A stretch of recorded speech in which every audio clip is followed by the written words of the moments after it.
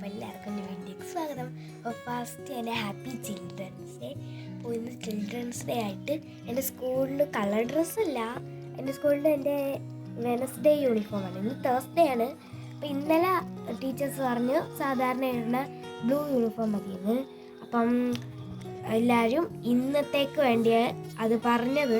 അപ്പോൾ ഞാനിന്ന് എൻ്റെ യെല്ലോ യൂണിഫോമാണ് ഇടുന്നത്. അപ്പോൾ ഞാൻ ഇപ്പം പല്ലൊക്കെ തേച്ച് ഇനി പോയി മേലെ ഇഴുകണം. അപ്പോൾ ഞാൻ മേലൊക്കെ കഴുകിയിട്ട് വരാം.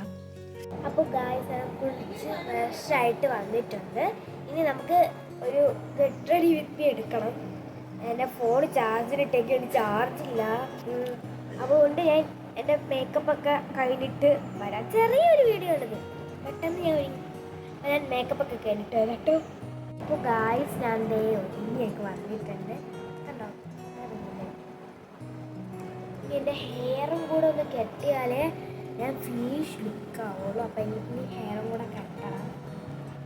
ഇന്ന് ചിൽഡ്രൻസ് ഡേ ആയതുകൊണ്ട് ഫുള്ള് പ്രോഗ്രാം ആയിരിക്കും.